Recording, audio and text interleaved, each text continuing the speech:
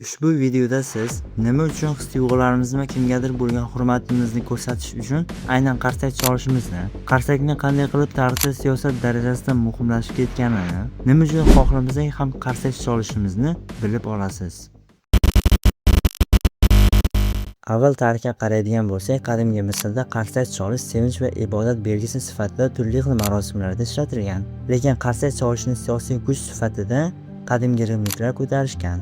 Ya'ni ushbu davrda balandroq va uzoq vaqt davomida chalingan qarsak yuqoriroq hurmat va ishonch ma'nolarini bildirgan va bu tizim asta-sekinlik bilan g'azil insonlarning manfaati yo'lida foydalana boshlangan. Ya'ni ular xalqni manipulyatsiya qilishni boshlashgan. Misol uchun imperator Neron 5000 nafar askarni nutqdan so'ng qarsak chalish uchun pul berib yollaydi.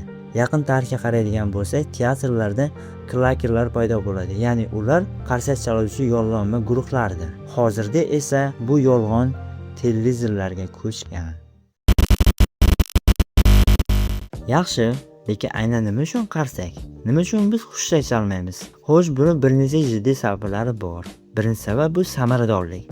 Ya'ni qarsak chalish minimal kuch bilan maksimal ovoz chiqaradigan jismoniy harakatlardan biridir. Psixolog Alan Crowley aytganidek, qarsak ovozli bo'lmagan signallar orasida eng yuqori akustik hajmga ega. Ikkinchi sabab esa ijtimoiy maqbullik. Ya'ni qichqirish ham, hushtak chalish ham biroz odobsizlikka yaqin bo'lishi mumkin. Lekin qarsak o'ziga xos moslashuvchanlikka ega va u yengil va muloyim bo'lishi mumkin yoki-da shiddatli va uzun. Endi navbat ijtimoiy yuqumlilikka. Ya'ni siz ham hech zalda, xonada yoki tadbirda sezgan bo'lsangiz kerak, 5-6 kishi qarsak chalishni boshlab yuborganda, siz ham beixtiyor boshlab yuborasiz. Aslida bu tasodif emas, bu ijtimoiy yuqumlilik. Tadqiqotlar ko'rsatadiki, qarsak chalish tezligi va intensivligi zaldagi boshqalarning xatti-harakatlariga bog'liq. Har bir qo'shiluvchi yangi odam keyingi odamning qo'shilish ehtimolini oshiradi. Matematik modellar bu jarayonni epidemiya tarqalishiga o'xshatishadi va xuddi shu teskari tomonga ham ishlaydi. Siz qarsak chalishni to'xtatmoqchi bo'lasiz, lekin to'xtata olmaysiz. Nima uchun? Crowley yozadi. Ba'zi odamlar qarsak chaladilar chunki ular o'zlarini ham mavjud ekanliklari haqida xabar yubormoqchi bo'ladilar. Lekin to'xtatishga kelganda ularda xuddiki olqishlanayotgan insonga bo'lgan hurmatsizlik fikri bosimi tufayli ular birinchi bo'lib to'xtatishmaydi. Ya'ni boshlash ham ijtimoiy, to'xtatish ham ijtimoiy. Va aynan shu ijtimoiy yuqumlilik sababli 2006-yilda Cannes zalida Panning labirinti film namoyishidan so'ng tomoshabinlar 22 daqiqa davomida uzluksiz qarsak chalib turishadi. Tadqiqotchi Man 2013-yilda BBCga bergan intervyusida muhim bir narsani aytadi. Qarsakning uzunligi ijod sifatiga bog'liq emas. Qanday qilib? Chunki yuqorida ta'kidlaganimizdek, qarsak boshlanganingizdan keyin uni to'xtatish qiyin.